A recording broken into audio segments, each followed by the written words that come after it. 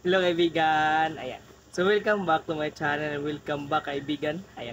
So in this video, is tuturuan ko naman kayo kung paano ba mag-hack ng ating mga Wi-Fi account. So mag-hack ng mga Wi-Fi, so iba't ibang Wi-Fi na gusto natin kunikan, so makakonect po tayo dito. So makadali lang talaga yan gawin. So yan po yung tuturo ko sa inyo sa video na to.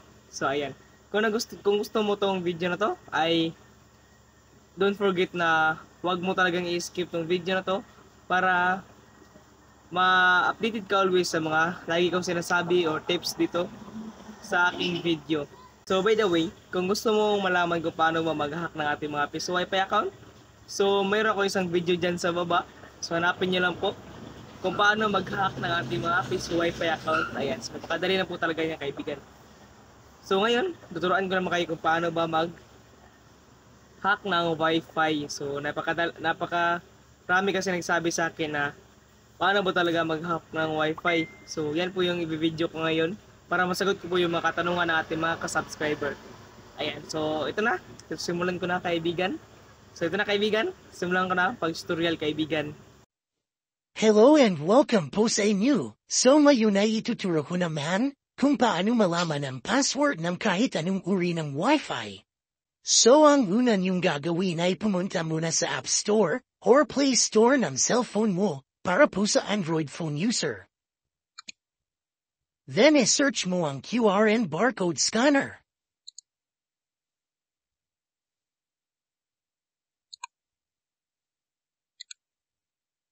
Ganito po ang itsura ng QR and barcode scanner na i-download nyo, Gamma Play ang developer nito, at may 500 million downloads na.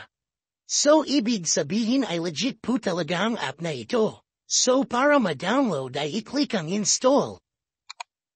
Then kapag na-download yun na, ay exit ka na at pumunta ka sa settings ng cellphone mo.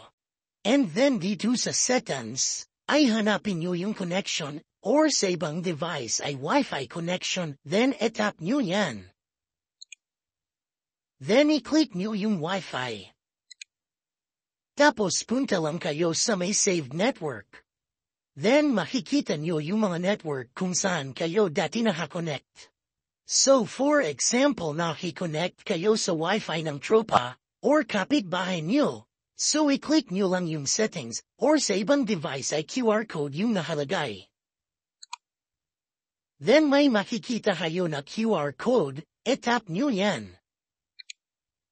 Then sunod ay screenshot nyo yung QR code. Then crop nyo. Then download. Then automatic na masave na yan sa gallery ng phone nyo, so ngayon ay punta naman tayo sa app na dinonload natin kanina. So dito ay select nyo ang while using the app.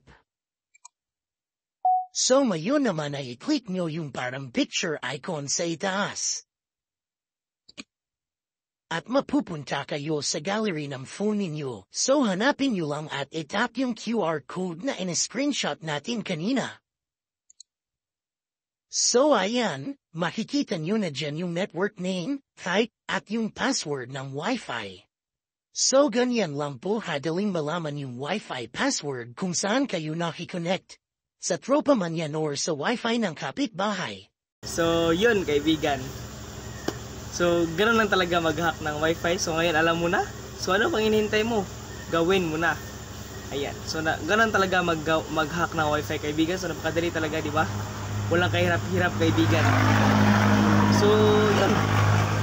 At kung nagustuhan at kung nakatulong to sa inyo, I don't forget to like and subscribe para always ka updated sa mga bago kong latest video kaibigan about sa mga tutorial or katanungan na hindi pa nasasagot. So sasagutin ko po yan through this video.